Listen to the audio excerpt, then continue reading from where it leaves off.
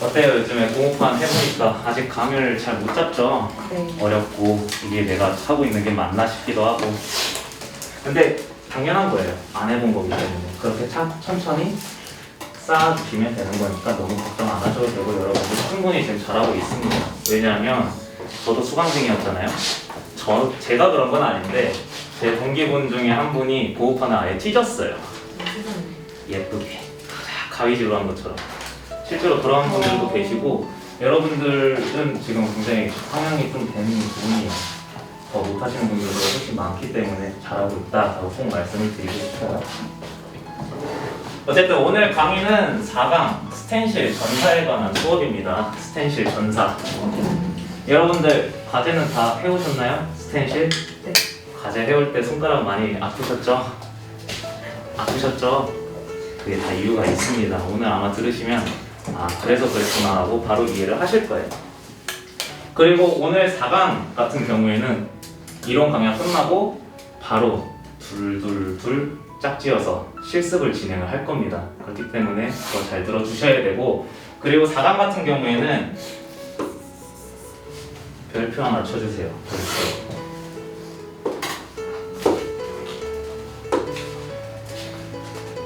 정말 중요한 강의가 될 거예요. 왜냐? 타투를 만약에 이제 하실 거잖아요. 타투 받아보신 분 계신 거예요, 여기서? 타투 작업 들어가기 전에 뭐 스티커처럼 몸에다 찍지 않으셨어요? 그 작업이 스텐실 전사 작업이에요. 스텐실 전사를 먼저 좀 설명을 드려야 되는데 스텐실의 원리 앞에 적혀 있죠. 혹시 스텐실이라고 들어보신 분 계신가요? 스텐실? 들어보셨어요? 어디서 들어보셨나요? 저는 옷 팔 때. 맞아요. 네. 정답이에요. 옷 같은 거 이제 프린팅 할 때 판에다 뭐 잉크나 넣어가지고 찍어내는 걸 스텐실이라고 보통 많이들 알고 계세요. 근데 타투에서는 그런 식으로 접근을 하는 게 아니라 타투에서는 습식 데칼의 원리로 들어가게 됩니다. 한번 적어주세요.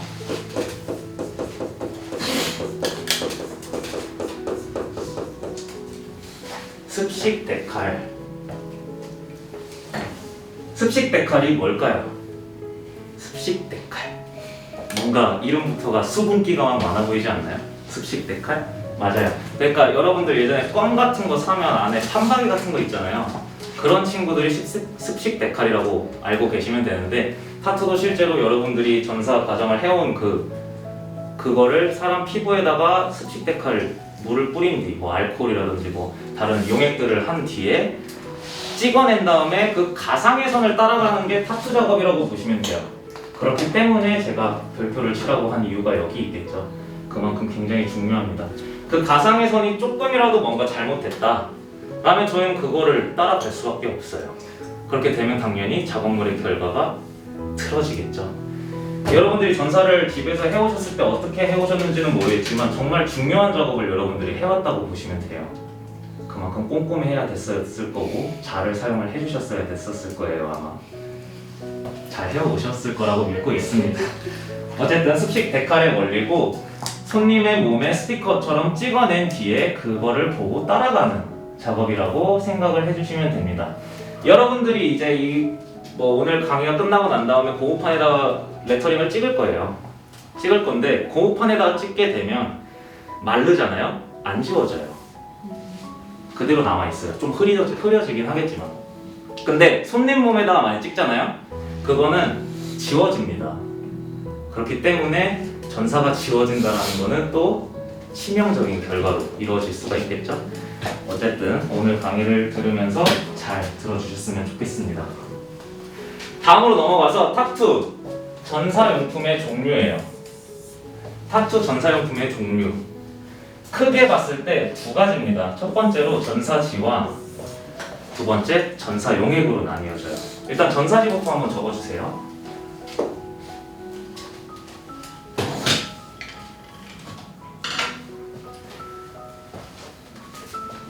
제가 전사지를 다들 보셨겠지만 한번 설명을 드릴게요. 전사지는 총 4장으로 이루어져 있습니다. 첫 번째 하얀 부분이 겉지예요. 겉지. 들어보시면 갈색깔의 속지가 있어요. 속지는 이렇게 분리가 되죠. 얘는 쓰셔도 되고 버려주셔도 돼요. 근데 보통 쓰지 않습니다. 왜냐? 이 뒤에 있는 필름지 때문이에요. 필름지를 보시면 검은색으로 남아있죠. 이게 다 가루예요, 가루. 실제로 이러면 흩날려요, 안에 있는 가루가. 흩날리기 때문에 그로 인해서 더 주의할 점도 분명히 있겠죠. 어디 옷이나 이런 데 묻었을 때 슥 하면 그게 다 번집니다. 근데 전사가루는 잉크라고 보셔도 돼요. 안 지워져요, 옷에 묻게 되면. 그렇기 때문에 그런 분도 조심을 해줘야 될 거고, 그리고 마지막 장에는 마지막 지가 있어요. 이렇게 있는데 총 4장으로 이루어져 있습니다. 4장으로 이루어져 있는 전사지를 먼저 알아볼게요. 앞에 보시면 2개로 나뉘어져 있죠. 프리핸드용과 프린트용이 있어요. 이름에서 보셨을 때 여러분들이 사용한 전사지가 어떤 걸까요? 프린트. 프리핸드? 프린트. 프린트? 프린트. 프린트용입니다. 프린트. 왜 여러분들께 프린트용을 드렸을까요? 프리핸드용이라는 핸드, 말 그대로 손으로 하는 전사지가 따로 있는데 왜 전사지를 프린트용으로 드렸을까요?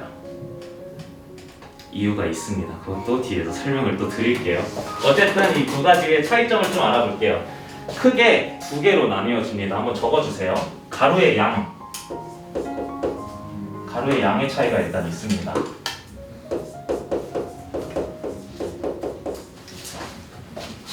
가루의 양. 그리고 입자 크기의 차이가 있어요.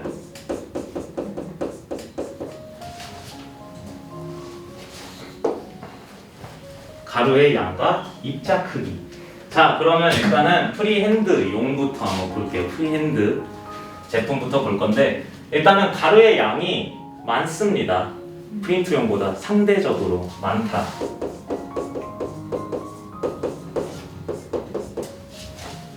많아요. 자, 그럼 입자 크기는 프린트용보다 상대적으로 커요. 이렇게 큽니다. 큼직큼직해요. 가루양이 많고 입자 크기가 크다 보니 여기서 나올 수 있는 장점이라고 할 수가 있는데, 적은 피랍으로도 가루를 많이 묻혀올 수가 있어요. 그 말은 여러분들이 전사 작업을 해왔을 때 아팠죠, 손이? 얘로 했으면 안 아팠어요. 안 아픕니다, 실제로. 그만큼 쉽게 쑥쑥 묻어나와요. 근데 거기에서 나올 수 있는 또 단점이 될 수 있는 게 뭐냐면, 장르로 한번 따져봤을 때 요즘에 인기 많은 장르들은 여리여리한 라인과 막 500원 크기인데 안에 막 디테일 엄청 많은 블랙 앤 그레이 이런 거 작업 많이 하죠. 감성 타투라든지. 라인과 라인의 간격이 좁은, 이거는 지금 확대했기 때문에 이렇게 넓어 보이겠지만 실제 요만한 크기는요, 이 사이 간격이 엄청나게 좁아요. 근데 여기서 만약에 이 입자 크기가 큰 전사지를 사용을 한다, 그러면 서로 뭉쳐버릴 수가 있어요. 용액으로 찍어내야 되기 때문에. 용액은 수분기가 가득하겠죠. 그럼 서로 뭉쳐버릴 수 있기 때문에 나중에 간격이 구분이 안 돼요. 그렇기 때문에 프리핸드용은 적합한 장르로 봤을 때는 큰 타투들 있죠. 등판에 있는 용이라든지 유동성이 많은 작업들, 그런 작업에 적합합니다. 프리핸드는 실제로. 적어주시면 좋아요. 큰 작업들에 확실히 장점이 될 수 있습니다.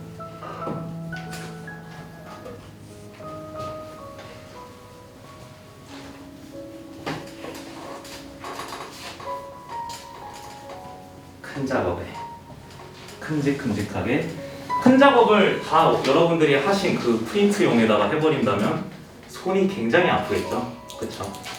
자, 그럼 다음으로 넘어가서 이제 프린트용을 한번 알아볼 거예요. 프린트용 반대라고 알고 계시면 돼요. 프리핸드용에 비해 상대적으로 적다.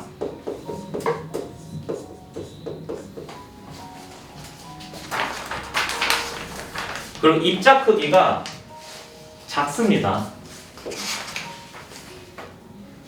작아요. 입자 크기가 작기 때문에 여러분들이 했을 때 그만큼 아팠던 거예요, 손이. 아픈데 왜 프린트용으로 드렸냐? 이름에서도 아시다시피 저 친구는 프린트에서도 사용이 가능해요. 프린트. 그냥 기계에다 넣고 돌리면 A4용지에 내가 그린 도안이 그대로 나옵니다. 기계로 썼을 때. 그렇기 때문에 프린트용을 사람들이 많이 써요, 작업자분들이 실제로. 왜냐? 손전사도 가능하고 프린터도 돌릴 수 있고 장점이 더 많겠죠. 그렇기 때문에 프린트용을 많이 사용을 하는데 쉽게 접근을 하자면 가루로 만약에 따지고 봤을 때 소금이라고 생각을 해주시면 좋을 것 같아요. 소금이나 고춧가루 쪽으로.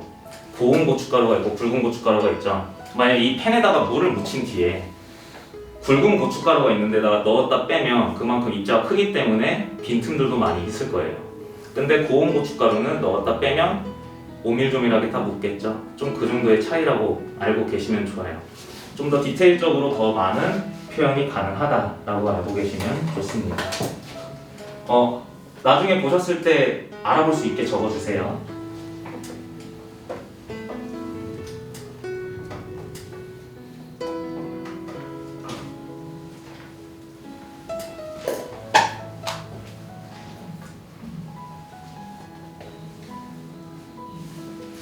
이해는 다 되시죠?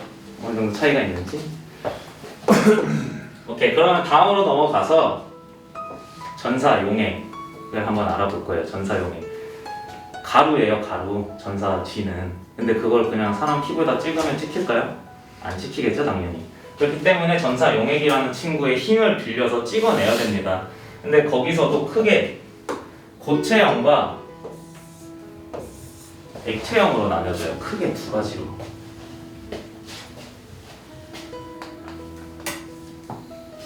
고체형과 액체형으로 나눠지는데 첫 번째로 고체형부터 한번 볼게요. 고체형의 스피드 스틱이라는 친구. 혹시 눈썰미가 좀 좋으신 분들은 이 수강동에 있는 걸 보신 적이 있을 거예요. 스피드 스틱. 일단 나눠드릴게요.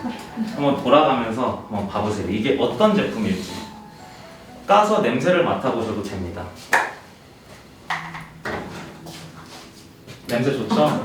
놀랬는데?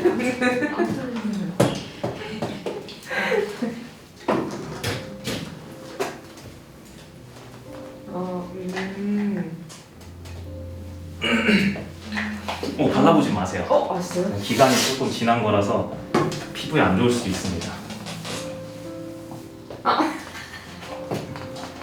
표정 안 좋아.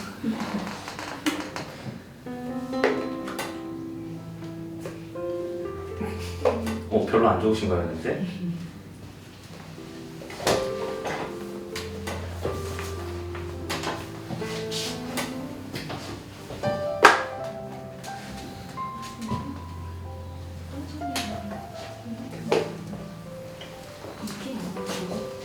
와 전사. 전사가루. 전체를 몰라가지고. 이거 어디서 보는 아니 어디서 이렇게 있지? 그게 한 번 마르면 잘 안 지워져요, 피부도. 옷이나 이런 데 묻지 않게 항상 조심해 주세요. 자, 이 친구 뭘까요? 이 친구 어디에 쓰던 기성품일까요? 되게 광내는데 광내는 거요? 폴리싱? 지워지. 뭘까요? 여름에 많이 쓰는 앤데. 선크림. 선크림. 선크림 아니에요? 데오드란트? 맞아요. 데오드란트. 데오드란트. 냄새가 딱 약간 그런 그 냄새. 적어주세요. 스피드 스틱은 데오드란트입니다.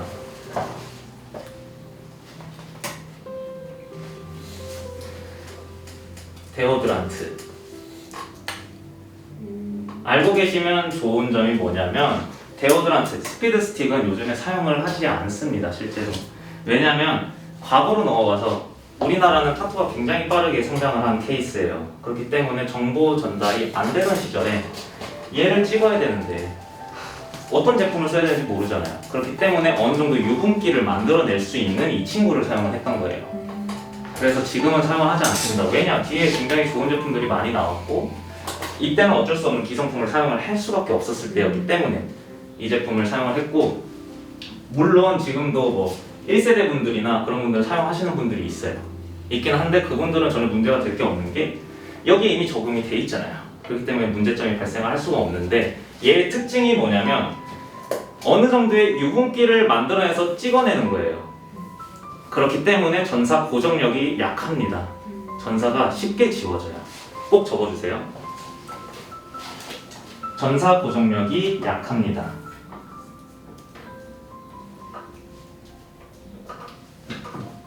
초급자 입장에서 전사가 지워진다라는 거는 정말 끔찍한 현상이에요. 끔찍해요. 저도 전사를 옛날에 수강생이 끝나고 난 다음에 몇 번 지워 먹었는데 식은땀이 나고 동공이 흔들리기 시작합니다. 그때부터. 그렇기 때문에 굉장히 중요할 수가 있겠죠. 어쨌든 스피드 스틱은 그런 친구고 옆으로 넘어와서 로시덴이라는 친구를 알아볼 거예요. 로시덴. 국내에서 가장 많은 작업자들이 사용하는 제품입니다. 얘도 한번 드려볼게요. 얘는 딱 보면 아실 수도 있어요. 냄새 맡아보셔도 됩니다.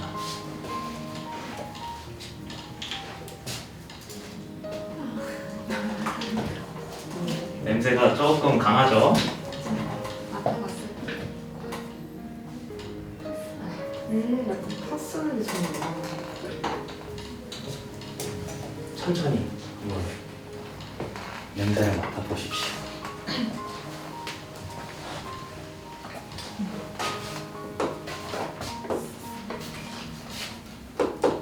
약간 그 벌레 물렸을 때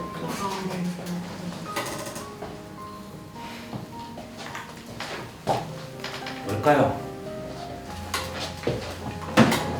로시덴이라는 친구는 뭘까요? 파스입니다. 파스. 맞아요. 파스예요.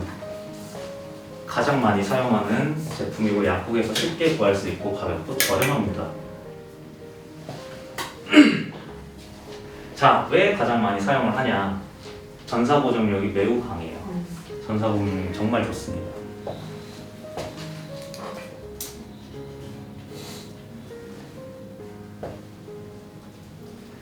자, 근데 파스다 보니 그리고 로시덴이라는 제품에 피록시캄이라는 성분이 들어있어요 안에. 그게 뭐냐면 근육층까지 빠르게 흡수를 시켜야 되기 때문에 파스잖아요. 그렇기 때문에 피록시캄이라는 성분이 들어있는데 간혹 피부가 예민하신 분들은 거기에 알레르기 반응을 일으키시는 분들이 있어요. 그래서 만약에 로시덴을 사용을 하겠다 그러면 손님분이 만약 첫 손님이에요. 뭐 기존 작업자 뭐 작업을 받았던 손님이 아니라 처음 오신 손님인데 한번 여쭤봐야 돼요.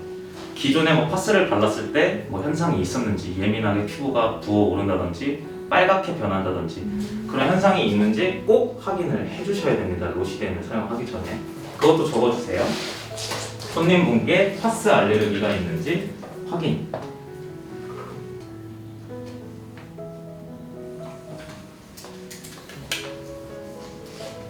만약 알레르기 반응이 일어난다. 근데 그 상태에서 무리하게 작업을 진행했다. 그러면 정말 크게 문제가 될 수가 있습니다. 타투는 피부를 손상을 일으키는 행위예요. 데미지예요, 데미지. 좀 이따가 위치미 크기에서도 뭐 설명을 드릴 거지만 페이퍼 타월로 여기 피부를 닦는 것조차도 손상입니다. 어떻게 보면 타투에서는. 근데 액체형이고 그런 예민한 반응을 일으켰다. 그러면 빠르게 닦아내고 까먹었을 수도 있잖아요, 물어보는 거를. 근데 피부가 이렇게 빨갛게 바뀐다 그러면 빠르게 닦아낸 뒤에 다른 제품을 사용하는 게 맞습니다. 꼭 알고 계셔야 돼요. 자, 그리고 다음으로는 스텐실 스터프예요. 이 두 친구입니다. 스텐실 스터프.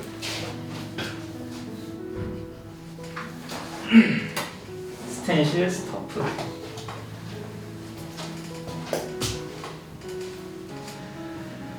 얘네들이에요.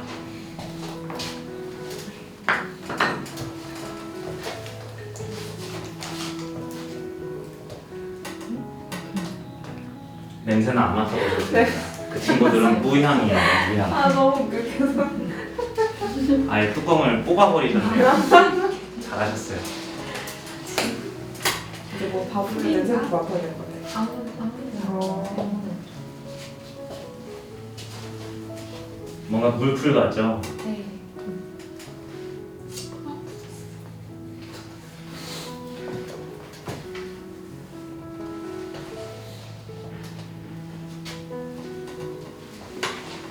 스텐실 스톱.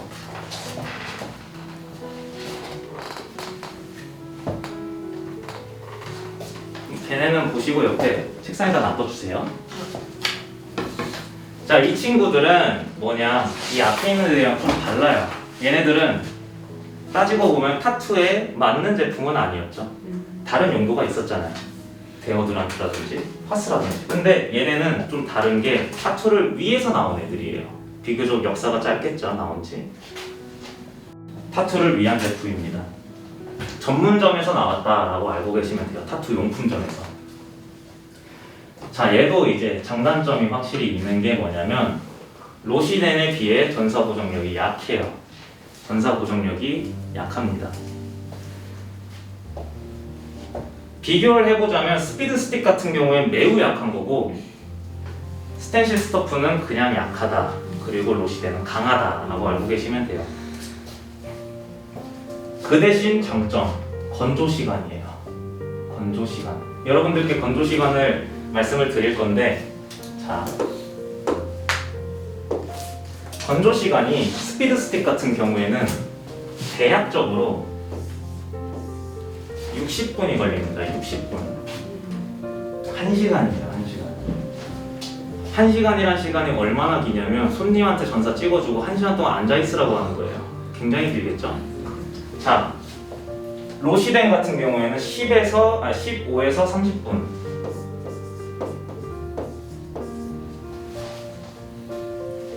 스텐실 스토프는 5에서 10분입니다.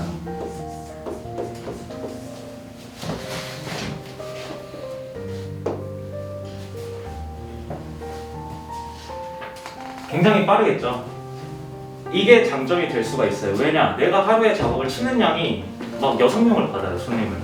근데 로시덴으로 만약에 작업을 하게 되면 15에서 30분을 전사 말리는 시간으로 버리는 거예요. 버리는 꼴. 그렇기 때문에 그 시간을 빠르게 단축시키기 위해서 스텐실 스토프를 사용하시는 분들이 생각보다 많습니다.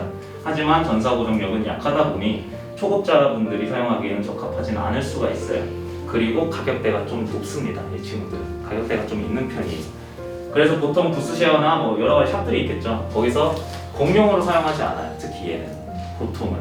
그래서 개개인이 구입하셔서 뭐 로시덴을 사용하시는 분들도 이걸 구매하시는 분들이 많아요. 왜냐? 아까 전에 말씀드린 부작용이 있을 수 있기 때문에. 그렇다고 부작용이 있다고 스피드 스틱으로 찍기에는 좀 그렇잖아요. 때문에 스텐실 스토프를 하나쯤 구매를 하셔가지고 사용을 하는 편입니다. 알고 계시면 좋겠죠.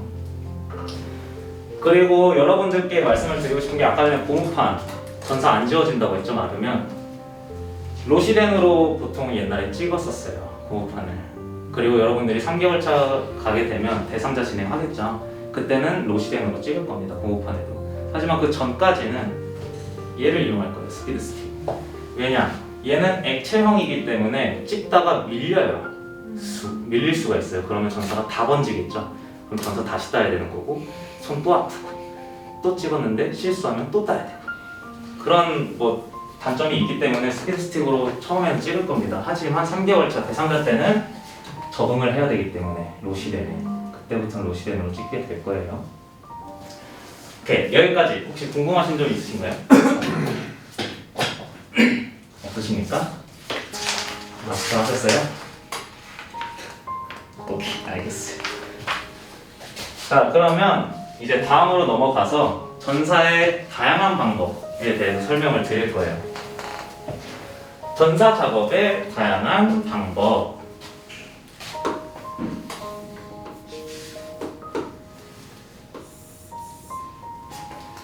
봤을 때 1번에서 6번까지 풀어놓으니 복잡해 보일 수도 있고 뭔가 많아 보일 수도 있잖아요. 근데 이거는 실제 작업자들이 다 하는 과정입니다. 실제로 다 해요. 그렇기 때문에 꼭 알고 계셔야 되는 거고, 적응을 하시면 그냥 슥슥슥 지나갈 수 있을 만한, 그렇기 때문에 굉장히 많은 시뮬레이션을 돌려봐야 될 필요도 있는 과정이라고 생각을 해주시면 됩니다.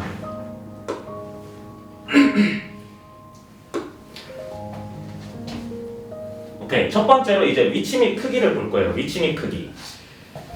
위치 및 크기 옆에다 꼭 적어주세요. 충분한 상담.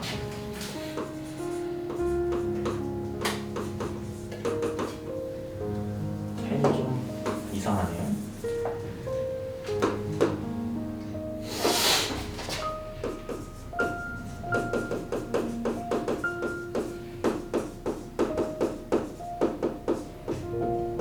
충분한 상담은 필수예요. 필수. 죄송합니다. 잠시만요. 자, 충분한 상담을 거쳐서 손님이 오셔야 됩니다. 일단 첫 번째로 손님이 오셨다는 가정을 하고 한번 진행을 해볼게요. 손님이 왔어요. 그러면 이미 상담으로 위치미 크기를 어느 정도 정했을 거예요. 손님이 한 10cm를 원합니다. 여기다가 10cm 해주세요. 가로 세로 10cm. 근데 막상 왔을 때 대부분 오류가 발생해요. 왜냐? 그분들이 생각한 10cm랑 좀 다르거든요. 실제로 몸에 대봤을 때. 그렇기 때문에 위치미 크기를 정할 때 뭐 도안이다. 그러면 스마일 도안이에요. 스마일 도안. 그러면 이거를 프린트를 하겠죠? 다양한 크기로 프린트를 해주세요. 다양한 크기. 그분이 원했던 게 10cm면 8cm부터 시작해서 12까지 똑똑똑똑똑 만든 뒤에 프린트를 하고 그걸 이제 대면서 보여드릴 건데 거기서 중요한 건 뭐냐면 바탕선이에요. 바탕선. 종이를 A4 용지에 꽂고 A4 용지 그대로 팔에다 갖다 대면 하얀 부분이 있기 때문에 당연히 착시 효과가 일어날 거고 크기가 가늠이 안 됩니다. 절대로. 그렇기 때문에 바탕선이 중요한 건데 최대한 짧게 오려주세요. 짧게. 거의 간당간당하게 종이를 오려주신다고 보시면 돼요. 오려주시고 대서 마음에 드냐고 이게 맞냐고 얘기를 하게 됩니다. 여기서 하나의 팁은 거울이에요. 거울을 이용하자.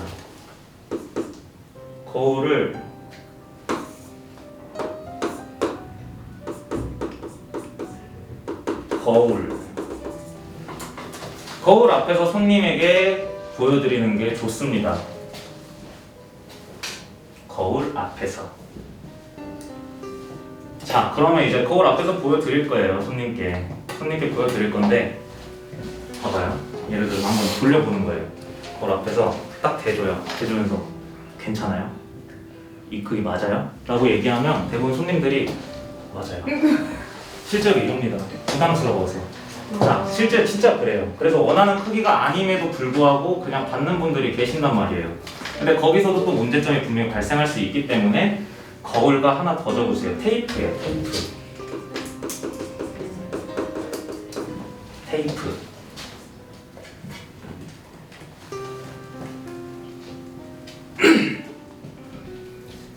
테이프를 손님이 원하는 위치에다가 딱 붙여놓고 도안을 가서 보라고 해요. 그냥 거울 앞에서 손님 보고 막 이리저리 돌려보면서 그러면 손님이 거울 앞에서 이러고 있어요. 실제로 돌리고 있거든요. 오늘 이 두 개 생각보다 굉장히 중요합니다.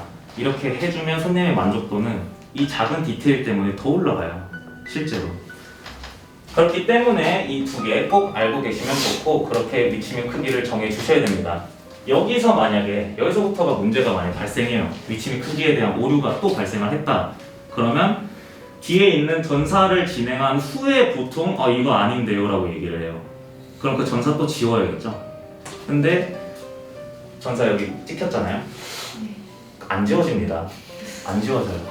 그걸 억지로 지우려고 막 닦다 보니 그건 뭐냐? 데미지입니다. 손상이에요. 손상. 시뻘겋게 부어올라요 피부가. 그러다가 결국에는 작업을 못하는 경우까지 갈 수가 있어요. 그럼 굉장히 허탈하겠죠. 어쨌든 여기서부터가 일단 첫 번째 단추가 굉장히 중요하게 잘 끼워져야 됩니다. 어쨌든 넘어갔어요. 충분한 상담도 했고 위치도 정해졌다. 그럼 이제 두 번째 왁싱 면도입니다. 왁싱 괄호하고 면도 적어주세요.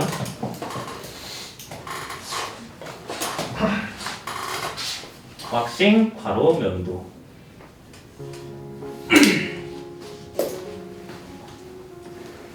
타투 받으셨던 분들 중에 왁싱을 해보신 분이 계신가요? 받을 때 막 테이프로 막 왁싱 팍 하고 타투 받나요? 안 그러죠? 왜 왁싱이라고 표기가 되어 있냐면 타투, 특히 미국 해외 쪽은 샵앤샵 개념이 큽니다. 그래서 타투샵과 왁싱샵이 같이 묶여있는 경우가 되게 많아요. 그래서 실제로 만약 예약이 일주일 뒤에 타투 예약이다 그러면 타투 받기 한 이틀 전에 왁싱을 받고 타투로 가는 그런 절차가 매우 많아요. 문화적으로. 근데 우리나라에서는 실질적으로는 면도라고 생각을 해주시면 돼요. 면도. 자, 면도를 해야 되는 이유가 두 가지가 있어요. 두 두 가지 뭘까요? 면도를 왜 해야 될까요? 바늘. 애기다고 했대요. 바늘에 낀다. 네. 맞아요. 첫 번째로 이물질 제거예요. 이물질 제거.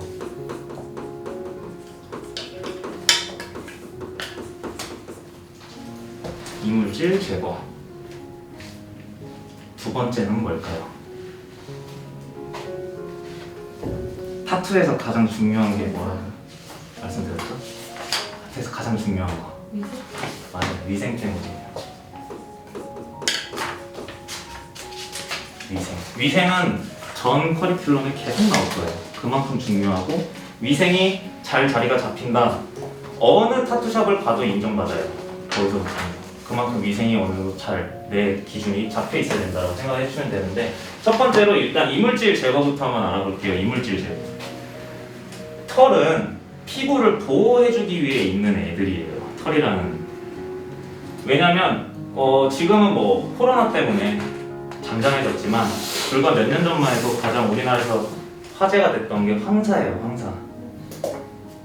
야외 활동을 2-3시간 하고 난 다음에 황사 심한 날에 물티슈로 피부 닦아보잖아요. 누렇게 변합니다. 그만큼 굉장히 황사 그 가루가 많이 묻게 되는데 황사 가루에는 미세한 철분, 철가루들이 굉장히 많아요. 균도 많은 거고.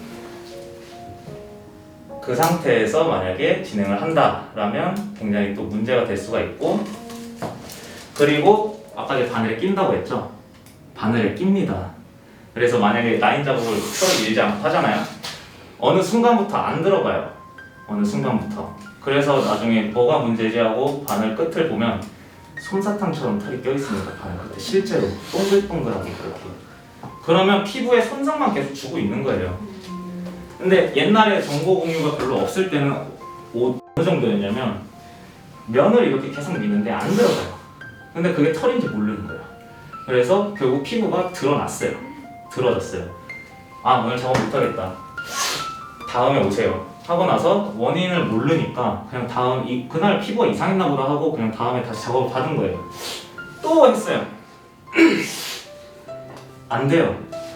얘 때문이에요. 이물질. 얘가 바늘에 계속 끼기 때문에. 여러분들 지금 페이퍼 타월에다가 흡수하는 과정에서도 계속 껴요. 페이퍼 타월도 종이다 보니.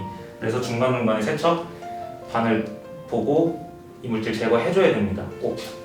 그렇기 때문에 이물질 제거랑 위생을 지금 같이 묶어서 말씀을 드렸어요. 항상 2차 감염의 위험이 있어요. 위생 옆에는 꼭 적어주세요. 2차 감염.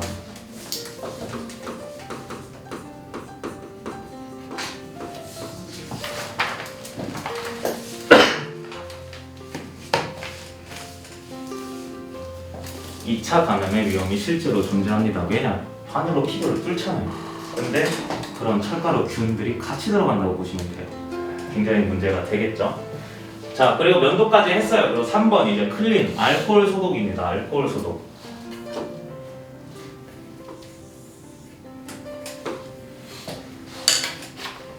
알코올 소독. 알코올 소독도 굉장히 중요해요. 이것도 이유가 두 가지가 있습니다. 첫 번째 뭘까요? 맞습니다. 위생이에요. 위생. 같이 묶을게요. 위에는 위생이랑 위생. 정말 중요합니다. 두 번째 이유는 뭘까요? 알코올로 닦는 이유가 뭘까요? 저거 전세용이 닦아내는데. 전사용액을 닦아내려고? 그럼 안 되나? 이거 한 뒤에 전사용액을 발라야 되는 건데. 아 그래요? 네. 자, 두 번째로는 유분기 제거예요. 유분기 제거. 유분기 제거.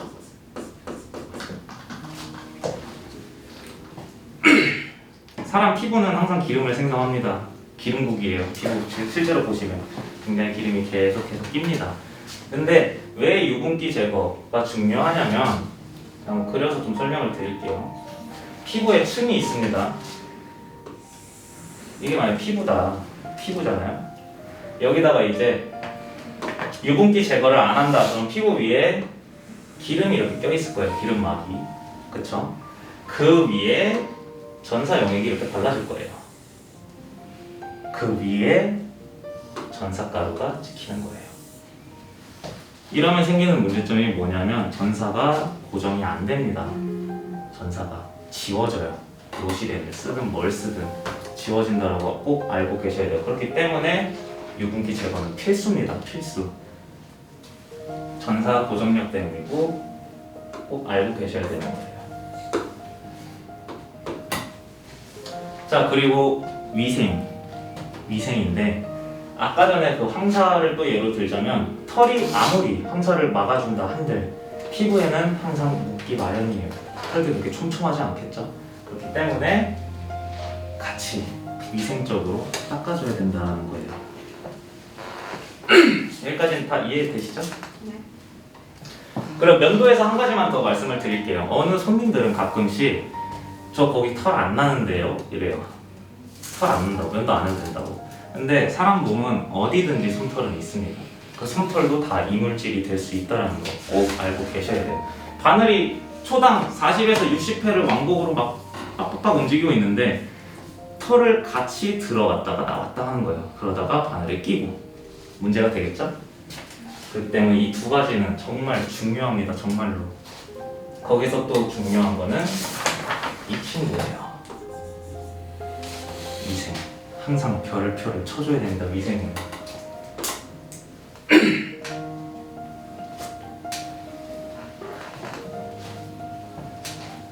자, 이제 알코올까지 다 했어요. 알코올 깨끗하게 문질문질해서 닦아줬다. 그러고 나면 다음으로 마킹이라는 과정을 해줘야 됩니다. 마킹인데 마킹은 말 그대로 내가 그 위치에 잘 찾아갈 수 있게 만들어주는 작업이에요. 마킹. 예를 들어 이 마킹을 과정을 거치지 않는다. 손님이 여기다가 받고 싶어 했어요.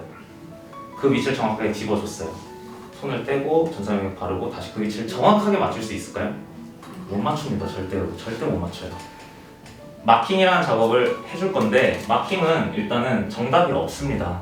내가 원하는 내가 잘 찾아갈 수만 있으면 돼요. 마킹은. 근데 중요한 거는 피부와 종이에 걸쳐서 마킹을 해줘야 되는 게 가장 중요한 팁이에요.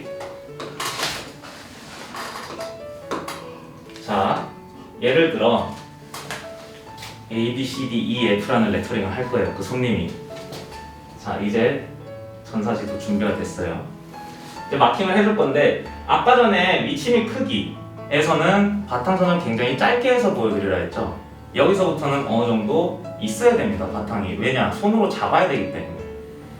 전사가루가 뒤에 묻어 있을 텐데 바탕선이 없이 그렇게 타이트한 거를 손으로 잡는 순간 여기가 전사가루를 계속 잡고 있는 거예요. 손이 계속.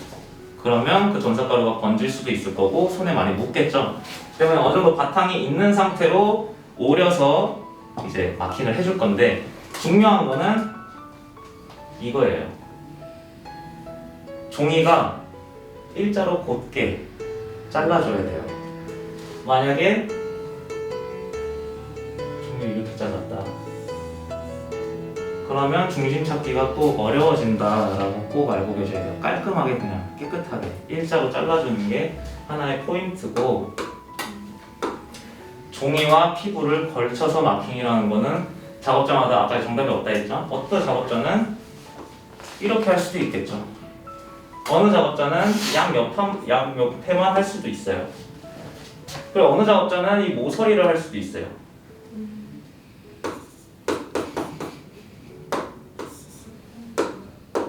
이 모서리를 이렇게 할 수도 있겠죠. 그리고 어느 작업자는 이걸 다 그냥 감싸버릴 수도 있어요. 다 중요한 거는 그냥 피부와 종이에 걸쳐서 해야 된다는 거예요. 만약에 이런 식으로 위아래 마킹을 했다. 그러면 이 종이를 떼는 순간 종이에는 이렇게 남아 있을 거고 피부에는 이렇게 남아 있을 겁니다. 그쵸? 그리고 나서 거기를 다시 찾아가는 거예요. 똑같이. 여기서 하나의 팁은 피부는 항상 굴곡이 있다라는 게 있어요. 그러니까 가위집도 내주시면 좋아요. 가위집을 여기 이렇게 낼 수도 있을 거고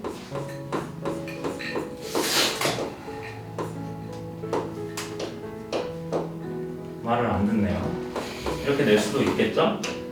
하면 더 잘 붙습니다. 이렇게 몸의 굴곡에 맞게 잘 오려져서 붙을 수 있다는 거. 어쨌든 이런 식으로 잘 찾아갈 수 있어야 돼요. 그래서 초반에 이거 찾기가 힘들다 하면 마킹까지 한 상태에서 뺐다가 다시 한번 찾아가 봐요. 용액 바르기 전에 내가 잘 찾아갈 수 있는지 테스트를 한번 해보는 거예요. 내가 한 다음에 그게 된다 라면 그 뒤에 과정을 거쳐주시면 됩니다.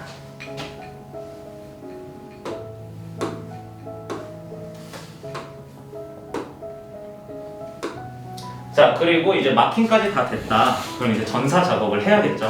전사. 이제 진짜 피부에 찍을 겁니다.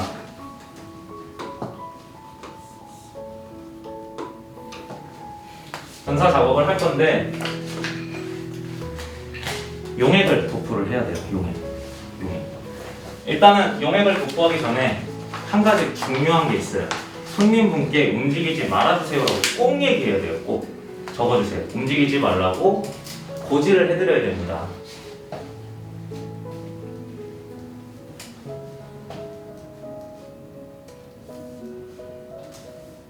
움직이지 말아주세요. 왜냐?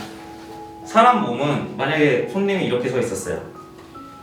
서 있다가 전사를 이제 위치도 잡고 다시 이제 찍으려고 하는 손님이 손을 이렇게만 바꿨다.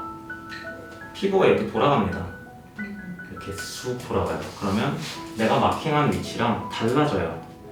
그렇기 때문에 항상 그거를 움직이지 말고 손님에게 요구를 해야 됩니다. 다시 찾아갈 수 있게. 그리고 난 뒤에 이제 전사를 찍을 건데 로시덴 기준이에요. 로시덴이 액체형이죠. 튜브형. 그냥 짜면 쑥 나옵니다. 나오는데 내가 만약에 팔이 있고 여기다 타투를 받을 거예요. 그러면 로시덴을 여기다 그냥 쑥 짜가지고 바르는 게 아니라 왼쪽 손등에 어느 정도 일정량 덜어주신 뒤에 중지나 이런 손가락을 이용을 해서 찍은 뒤에 소량씩 이렇게 콕콕 찍어서 펴발라줘야 돼요.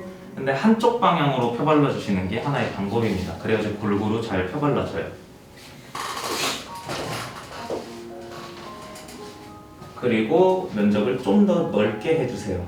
완전 타이트하게 거기만 딱 발라야지가 아니라 만약에 이만한 크기의 타투를 받는다 그러면 이 정도 넓이로 발라주시면 좋을 것 같아요. 그러면 안 찍히는 곳 없이 잘 찍힐 겁니다.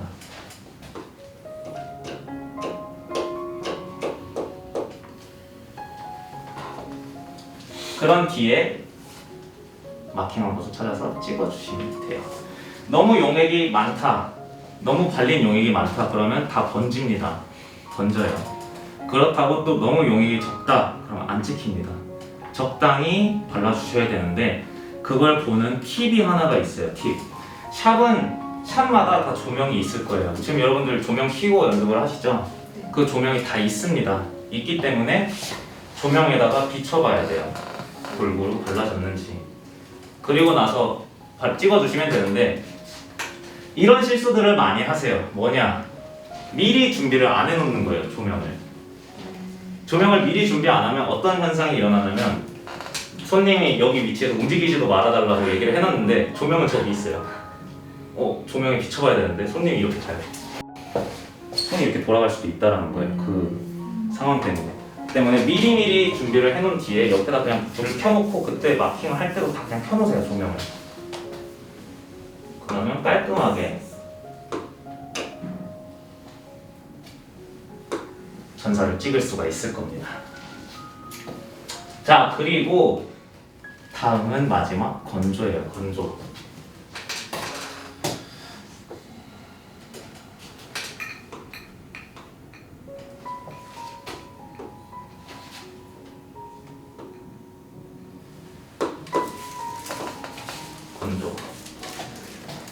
건조인데 건조할 때도 당연히 주의해야 될 사항은 있어요. 왜냐? 전사가 마르는데 시간이 있다고 했죠? 그 시간 동안 여기는 촉촉하게 있을 거예요. 마르지 않았기 때문에. 그때 닦거나 걷다가 자기 옷을 이렇게 닦거나 어디 막 이렇게 닿았다. 그러면 기물이나 뭐 사물 이런 데 만약 묻잖아요? 염색이 돼서 안 지워집니다. 그러면 그리고 마찬가지로 전사도 다 번질 거예요. 그렇기 때문에 찍고 나서도 손님께도 말씀을 꼭 드려야 되는 거예요. 말하는데 시간이 어느 정도 걸리니까 그때 동안 다른데 안 묻게 조심해 주세요 라고 말을 하면 대부분 이러면서 돌아다닙니다. 여기 찍었으면 로봇처럼 돌아다녀요. 근데 그 말을 꼭 해줘야 돼요. 꼭. 이건 저도 들은 얘기인데 어떤 얘기냐면 이제 등판, 엉덩이 허벅지까지 내리는 작업이었는데 엉덩이 쪽에 여기에 이제 용이 있는 거예요. 용. 근데 이제 이 손님이 전사를 찍고 나서 화장실을 가신 거죠. 변기에 딱 앉고 나서 네, 나오고 작업을 다 끝내고 손님이 가셨는데 이제 작업자분이 화장실을 가려고 딱 들어갔어요. 변기에 용머리가 이렇게 있는 거예요. 실제로 그렇습니까? 안 지워져요. 그냥 전유물이 되는 거예요. 그 손님이. 그렇기 때문에 주의를 해줘야 되고 또 중요한 거는 손님의 옷이에요. 옷. 흰 옷을 보통 많이 입고 와요. 또 흰 옷 같은 거. 근데 거기에 돌아다니다가 전사가루 딱 묻는다. 그거 버려야 됩니다. 그때부터는. 꼭 말씀을 드려주는 게 이것도 하나의 디테일이 될 수가 있겠죠. 손님을 그만큼 생각을 해주는 거니까. 그리고 난 뒤에 마를 때 동안 카드 세팅을 해주시면 되는 거예요. 바늘이라든지 잉크라든지 세팅을 해주시면 된다라고 꼭 알고 계시면 됩니다. 길죠? 1번에서 6번까지 되게 많죠, 뭐가. 근데 실제로 하면 5분도 안 걸리는 작업이에요. 5분도 안 걸려요. 때문에 작업 3개월 차 반에 가시더라도 꼭 미리 머리로 시뮬레이션 다 돌려놓은 상태에서 하는 거랑은 좀 달라요. 그리고 물론 처음에 이제 대상자를 진행할 때는 보통 지인분들을 많이 하는데 손님을 이제 받기 시작한 시점부터는 여기서부터 어리버리하고 있다 라는 손님이 딱 봤을 때 전문성이 확 떨어집니다. 그냥 착착착착 돼야 되는 건데 이러고 있어요.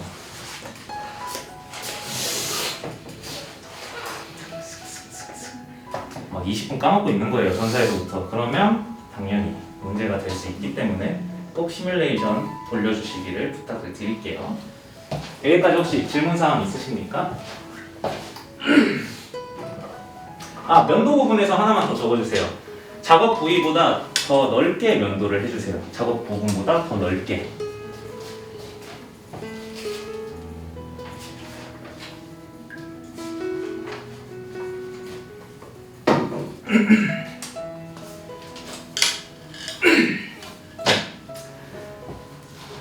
굉장히 중요한 작업이에요. 꼭 알고 계셔야 됩니다. 자, 이제 다음으로 넘어가서 전사 작업이 중요한 이유인데 손전사와 전사 프린트의 차이점에 대해서 한번 재미있게 한번 얘기를 나눠볼게요. 재밌어야 돼요. 손 프린트입니다.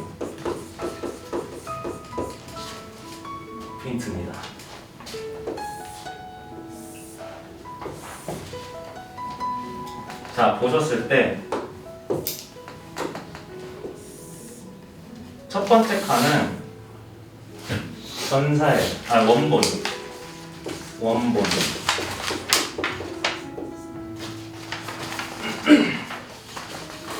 첫 번째 칸은 원본입니다. 두 번째 전사예요.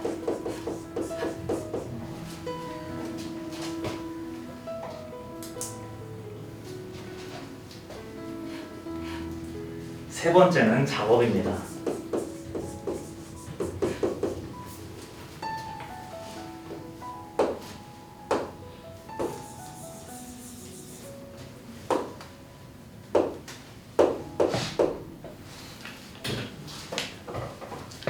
손전사와 프린트 전사의 차이점이에요. 자, 보셨을 때 원본은 몇 퍼센트일까요? 퍼센트로 따지면 원본은 당연히 100%겠죠. 내가 그린 원본 100%.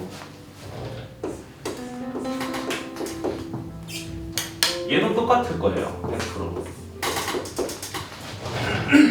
그쵸? 다 100%겠죠? 자, 그럼 전사에서 한번 볼게요. 여러분들 레터링 전사 해왔죠? 몇 퍼센트까지 똑같이 전사를 했습니까? 손전사로? 몇 퍼센트? 다 불러주셔도 돼요. 7, 80. 70으로 하겠습니다. 60. 60. 꽤 높네요. 좀 이따 보겠습니다. 다른 분 없나요? 어떤 분들은 뭐 15% 이렇게 나오는 30%. 자, 6, 70으로 그럼 정해볼게요. 6, 70. 프린트는 몇 %일까요?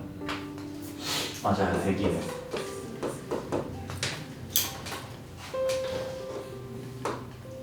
프린트는 100입니다. 자, 그러면 작업으로 들어가 볼 거예요. 전사가 60에서 70%짜리로 작업을 여러분들이 한다라고 생각을 해보세요. 작업물이 몇 %일까요? 50. 50. 50 좋습니다. 좋은 거예요. 제 생각에는 30 정도 나올 거예요. 대략적으로. 이건 절대 정답도 아니고 정해진 것도 아닙니다. 대략적인 거예요. 자, 그럼 프린트 100%짜리를 보고 작업에 들어가면 몇 %까지 할 수 있을까요? 여러분들 기준이에요, 지금. 반 50%? 똑같네. 제 생각에는 30%. 그냥 재밌게 들어두시면 될 것 같아요. 여기서 알 수 있는 건 뭐냐면 여러분들께 꼭 말씀을 드려야 돼요. 이거는. 결국에는 얘예요. 결국에는 뭐든지 내가 프린트를 거치던 손을 거치던 무조건 얘입니다. 얘가 안 되면 절대 안 돼요, 표현이. 이 레터링으로 한번 예를 들어보는 거예요. 레터링. 영어 폰트는 굉장히 많아요. 몇만 개 이상 되죠. 영어 폰트 2예요, 2. 어떤 이는 이렇게 생겼을 거고, 어떤 이는 이렇게 생겼을 거고, 어떤 이는 이렇게 생겼을 거예요. 그쵸? 근데 프린트 전사는 일단 원리부터 하나 설명을 드릴게요. 프린트가 어떤 원리로 전사를 찍어내냐면 도트 압력 방식으로 찍어내요. 안에 기계가 팡팡팡팡 찍어낸단 말이에요. 그 말은 전사 가루를 굉장히 많이 갖고 옵니다. 손의 압력보다 훨씬 세다라고 보시면 돼요. 압력 차이가 나기 때문에. 그 말은 뭐냐면 얘가 어떤 식으로 나오는지 알아요? 전사 프린트를 쓰면 C로 나와요. C로. 폰트마다 물론 다르겠지만 실제로 위에 간격이 이렇게 좁은 애들은 이런 애들 있죠? 이렇게 번져서 나와요. 합쳐져서. 손전사가 이래서 중요한 거예요. 내가 한 번 더 이거를 보고 갈 수가 있어요. 설계를 할 수가 있는 거예요. 그냥 손님이 당일날 와가지고 이 레터링 하고 싶어요. 프린트 뽑고 전사 프린트에다 돌렸어요. 그리고 나서 작업에 들어가면 그게 뭔지도 모르고 작업하는 경우가 되게 많단 말이에요. 이게 어떤 단어인지, 이게 뭐 카르페 디엠이면 그게 뭔지도 모르고 그냥 작업을 보통 해요. 근데 손전사가 작업을 하기 전에 내가 실제로 한번 가볼 수가 있어요. 여기 부분 이렇게 가보고 여기 부분 내려올 때 내가 좀 손이 아슬아슬하네. 이 부분 작업할 때는 좀 더 주의를 해야겠다라는 식으로 한 번 더 보고 갈 수가 있는 거예요. 레터링 폰트 이런 것도 이게 C처럼 보이는 E였네? 이런 것도 꼭 보셔야 되는 거고. 그리고 또 번외적으로 재밌는 게 뭐냐면 레터링 같은 경우에는 좀 쉽게 접근을 하실 수가 있어요. 많이들 하니까 레터링. 근데 레터링이 왜 어렵냐면 반복되는 알파벳이 나오니까 어려운 거예요. E가 계속 이렇게 나온다고 생각을 했을 때 이게 다 똑같을 수 있겠냐 이거예요. 굉장히 어렵습니다, 실제로. 레터링이라는 게. 그렇기 때문에 잘 접근을 해주셔야 되고 결국에는 저걸 할 수 있는 것도 손이에요. 손기술. 기술적인 측면을 꼭 올려주셔야 됩니다. 이거 이제 이런 강의 끝나고 난 다음에 제가 첨부 사진들을 좀 보여드릴 건데 전사 프린트를 사용하면 어떻게 나오는지 다 보여드릴 거예요. 어쨌든 모든 건 다 손을 거친다라고 꼭 알고 계셔야 됩니다.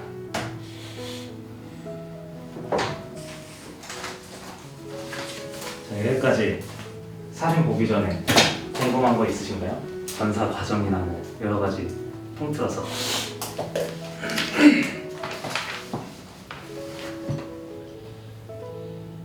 아직은 잘 모르시겠죠? 해봐야 될 것 같은데. 맞습니다. 오케이, 그럼 이제 첨부 사진을 좀 볼게요.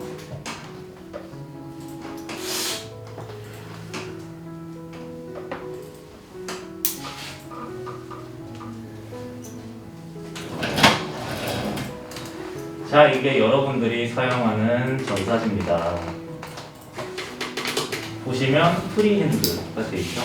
이게 아까 말씀드린 그 프리핸드고, 이게 가운데 거가 전사 기계용 프린트용 전사지예요. 그리고 여기 보시면 또 다른 모델이 하나가 있는데, 이 친구 같은 경우에는 4장으로 지금 이루어져 있었잖아요. 이게 2장으로 이루어져 있는 거예요. 이 2장만 있어요. 그렇기 때문에 안에 내용물이 더 많겠죠.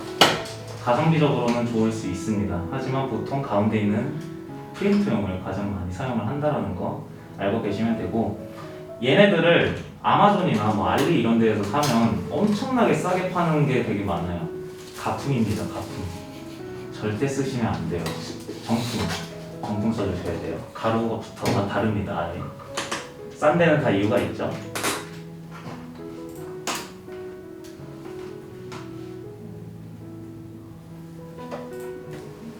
자, 이제 전사용액들을 한번 볼 겁니다. 첫 번째 친구는 아까 설명드렸던 스피드 스틱이죠.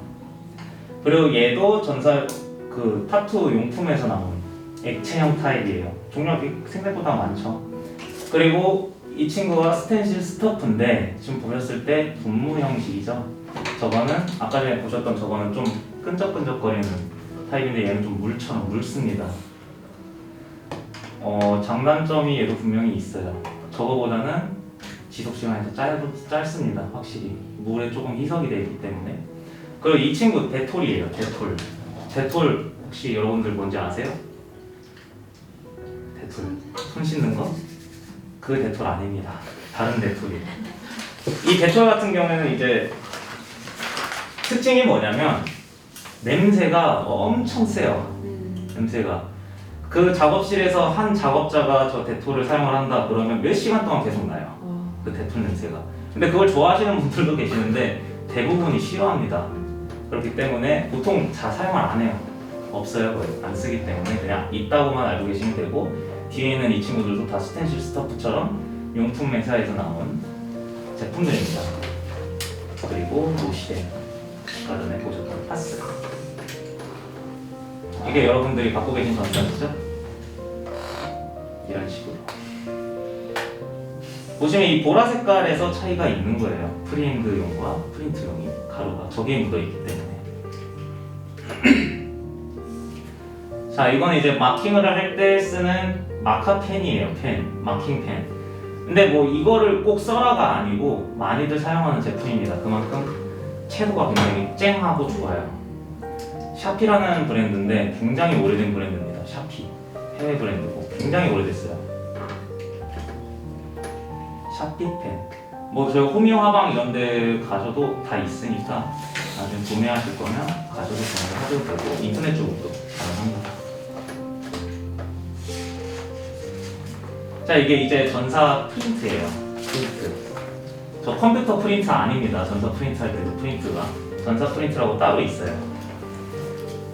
보시면 위에다가 원본 종이를 반대로 하얀색 부분이 보이게 넣어주시고, 이 덮개가 열립니다. 열리고 나면 거기다가 이제 프린트 용지, 전사지를 넣어주시면 되는 거예요. 반대로 설명했네. 원본은 앞에다가 넣어주셔야 돼요.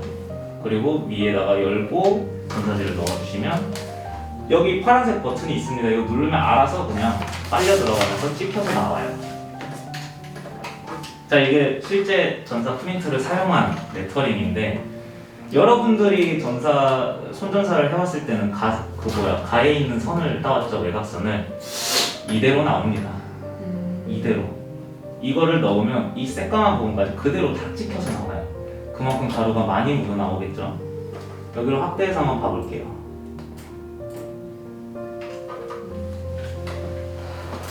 이런 구간들을 말씀을 드리는 거예요. 이런 구간. 굉장히 좁죠. 좁고 좁죠. 그리고 이런 구간까지 좀 번져서 나와요. 더 두껍게. 자, 이게 만약에 용액을 만났다. 그럼 얘가 두 개가 붙습니다. 거의 붙을 수 있는 확률이 굉장히 높아요.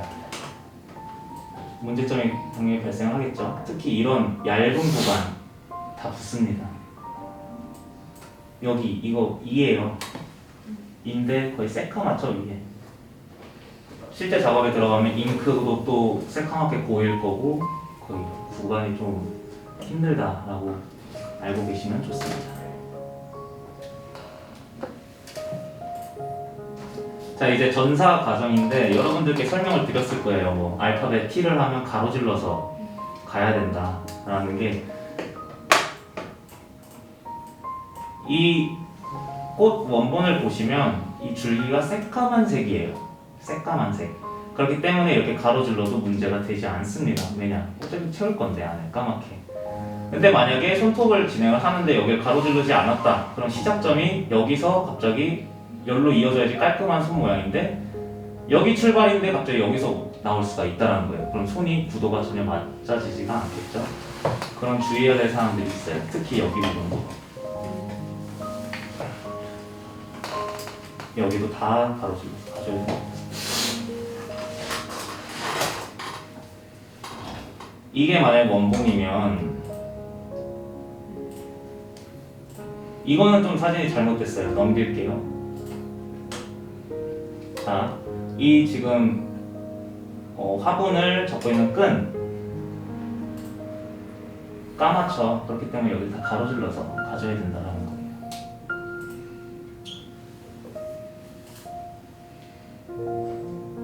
얘도 까만 부분 다 가로질렀죠.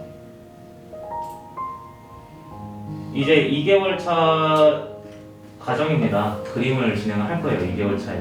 그때 여기 앞에 저희가 전사를 실제로 다 해놨습니다. 저기 앞쪽에 코팅 해가지고 붙여놨기 때문에 그때 따로 또 설명을 한 번 더 드릴 거예요.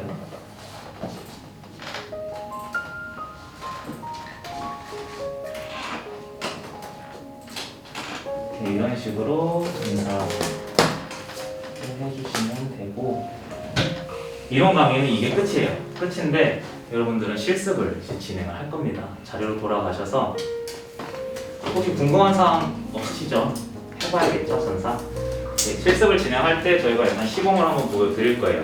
보여드리고 각자 짝지어서 번갈아 가면서 찍어보고 그리고 또 번갈아 가면서 찍어보고 또 번갈아 가면서 특수 부위까지 찍고 난 뒤에 밥을 먹으러 가시죠. 배고프시잖아요. 저희도 밥을 안 먹고 하기 때문에 어쨌든 강의는 여기까지 진행을 하도록 할게요. 자리에 앉아 계시거나 혹은 한 5분 정도 쉬었다가 제가 안내를 도와드릴게요. 고생하셨습니다.